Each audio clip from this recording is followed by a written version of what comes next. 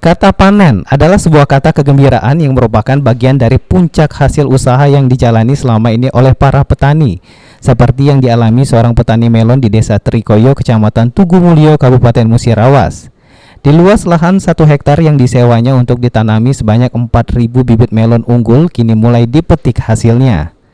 Menurut Sujianto, sang petani melon mengatakan dalam panen di hari pertama ini sebanyak 2 ton buah melon pesanan para pedagang lokal siap dipasarkan dengan harga jual mencapai 5.500 per kilonya.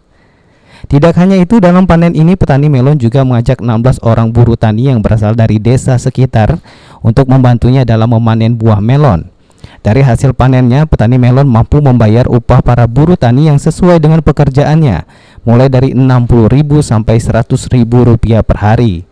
Dengan adanya panen ini setidaknya dapat membantu perekonomian buruh tani terlebih di masa pandemi COVID-19 saat ini. Kita hari ini manen ya, manen melon sesuai permintaan. Tadi kebetulan ada permintaan sekitar 1 mobil kurang lebih 2 ton. Iya.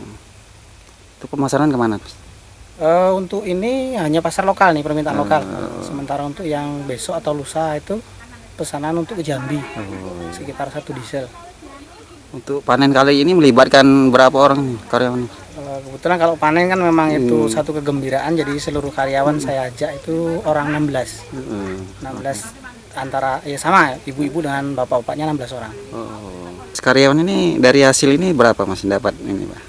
Oh, untuk upah karyawan? Iya. Untuk karyawan, untuk yang bapak-bapak kan selain metik dia juga ngangkut ke mobil ya, keluar dari ke jalan pakai keranjang motor.